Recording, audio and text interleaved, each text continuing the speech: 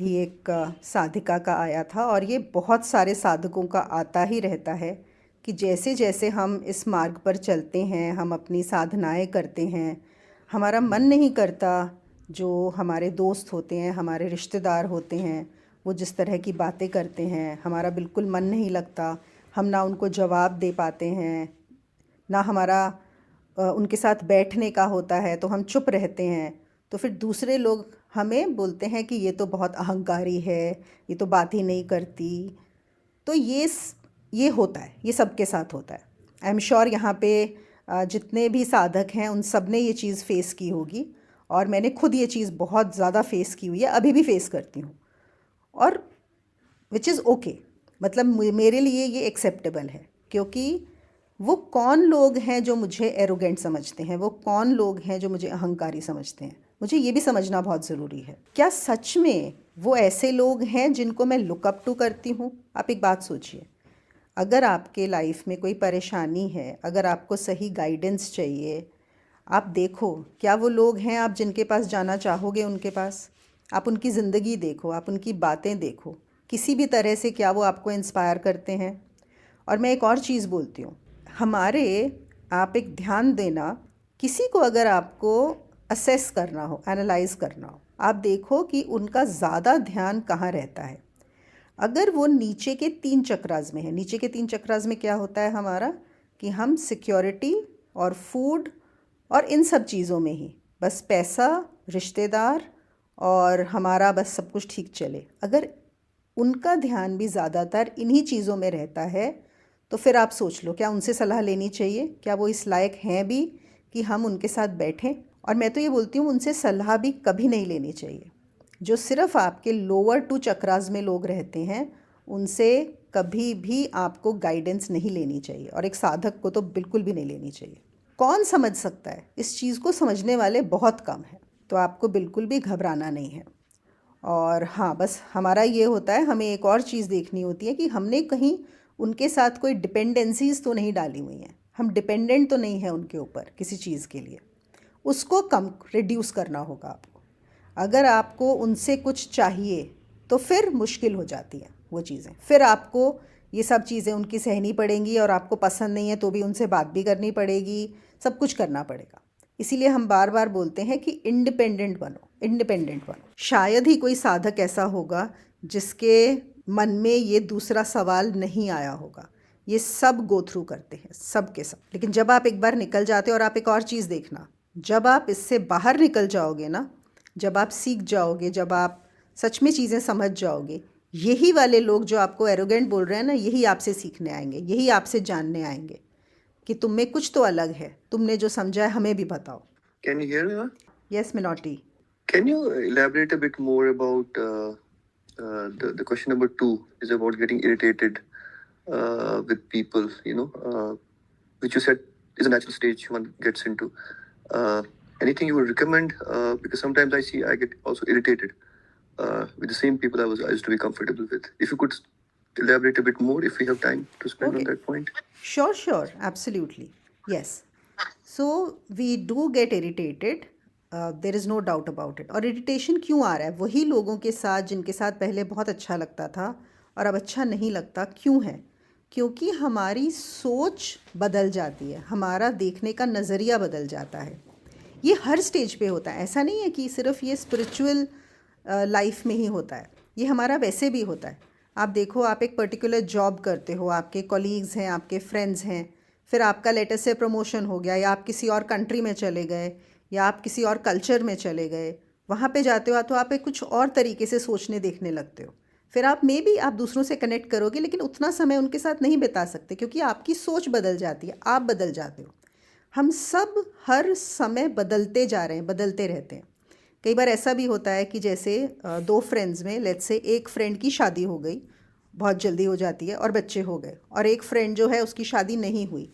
वहाँ पर भी आपके जो कॉमन टॉपिक्स ऑफ कॉन्वर्सेशन हैं वो जो हैं बहुत कम हो जाते हैं, क्योंकि आपकी प्रायोरिटीज़ चेंज हो जाती हैं।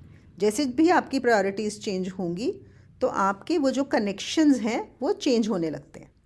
तो थोड़ा बहुत हम सब ने ये चीज़ नोटिस की होगी।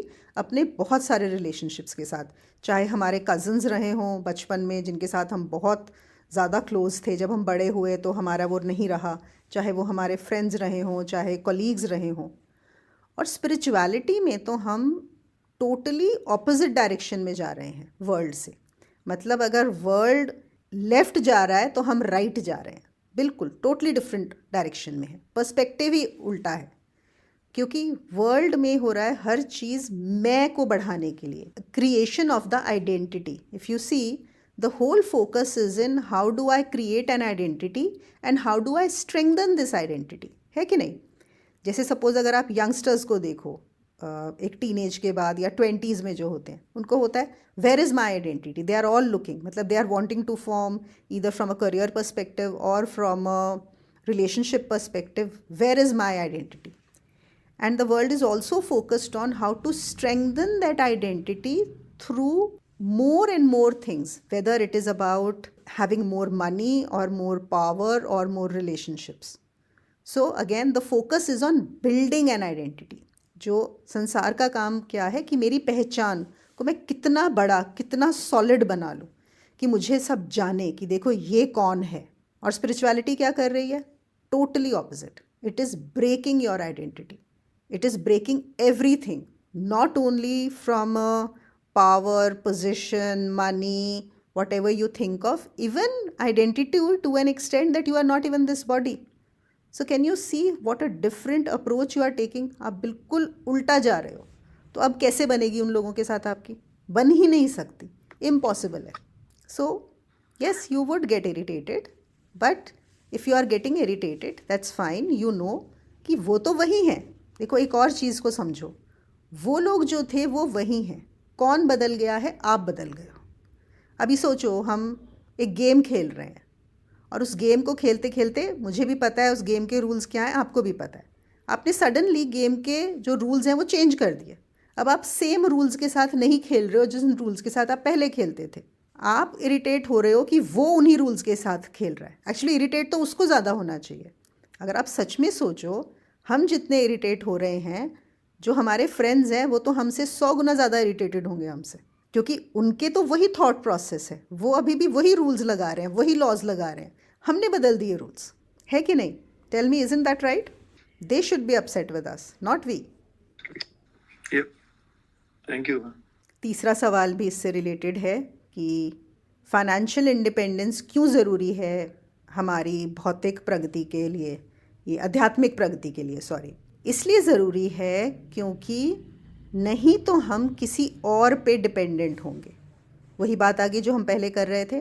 और अगर मैं किसी ऐसे इंसान पे डिपेंडेंट हूँ जो अध्यात्म में नहीं है, उसका ध्यान जिन चीज़ों पे है, जिन संसार की चीज़ों पर जो उसके लिए इम्पॉर्टेंट होंगी, तो मेरी प्रगति वहाँ पे ऑटोमेटिकली कम होने ही वाली है। क्योंकि मुझे कहीं ना कहीं उसके साथ एडजस्ट करना पड़ेगा, मुझे इसकी बातों में मिलानी भी पड़ेंगी बातें, मुझे उसके साथ समय बिताना पड़ेगा, मुझे बहुत कुछ करना पड़ेगा। क्योंकि हर रिश्ते में लेन देन है। अगर मैं किसी से पैसे ले रही हूँ, अगर मैं किसी के ऊपर डिपेंडेंट हूँ, तो कुछ लेन देन रहने वाला है। इसलिए ये बहुत ज़रूरी है। बहुत बार क्या होता है, और ये सवाल इसलिए भी ज़रूरी है, स्पेशली जो यंग जनरेशन है, कुछ लोग ऐसे साधक ऐसा सोच सकते हैं कि हम तो बड़े आध्यात्मिक हैं। एक ऐसा भी हो जाता है, हम आध्यात्मिक हैं, हमें तो पैसे की क्या ज़रूरत है। बिल्कुल ज़रूरत है आपको पैसे की। अध्यात्म और फाइनेंशियल ये कोई ऑपोजिट चीज़ें नहीं हैं। अध्यात्म का मतलब ये नहीं है कि आप पैसे ना कमाएं। वो पुराने ज़माने के होते थे कि आप जो हैं साधु बन के और अपना सन्यासी बन के घूम रहे हैं और भिक्षा मांग रहे हैं या लोग आपको प्रोवाइड कर रहे हैं। वो तो आज हो भी नहीं पाएगा, और ऐसा आज का समय भी नहीं है वो सब करने के लिए। या वो जो करते हैं कुछ अनोखे ही लोग होते हैं, बहुत रेयर होते हैं। और हम ये सोचें कि मैं बस ये सब करूं और मुझे कोई फाइनेंशियली जो है सपोर्ट करता रहे और मुझसे कोई एक्सपेक्ट भी ना करे, तो नहीं होता है। और कई बार लोग ऐसा भी सोचते हैं कि हम अगर अध्यात्म में अच्छा करेंगे तो भौतिक प्रगति अपने आप हो जाएगी।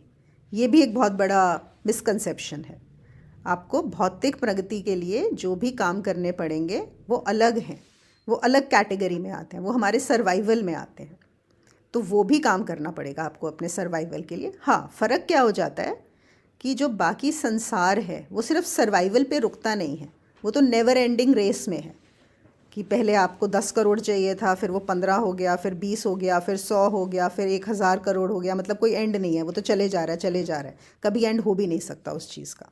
एक साधक को बस इतना चाहिए कि उसकी ज़रूरतें पूरी होती रहें, क्योंकि ज़रूरतें पूरी होना भी बहुत ज़रूरी है। Sarah is saying, my parents are actually kind of supportive, and I guess that's more than enough to depend on, because being independent takes way too much effort and time. Yeah, right now they are supporting you, which is good, but then remember this, they will have expectations from you. And why do you want to even get into any point where they may have expectations in the future that they have taken care of you? Being independent takes too much effort and time, but yes, you need to put in that much effort and time. You can't escape that. Okay. So right now you are young, so it doesn't matter. They are also happily supporting you, but you should be independent. और ये कोई exclusive नहीं है, ऐसा नहीं है कि वो जो एफर्ट एंड टाइम है वो मैं उससे बच के you will be able to spend in more in the spiritual practice. No, spiritual practices के लिए जितना टाइम चाहिए आपको उतना आराम से मिल जाता है। आप आराम से अपना फाइनेंशियल और वर्ल्डली एक्टिविटीज़ भी कर सकते हो और स्पिरिचुअल एक्टिविटीज़ भी कर सकते हो, दोनों साथ साथ चल सकती हैं। बहुत आराम से बैलेंस बनाया जा सकता है।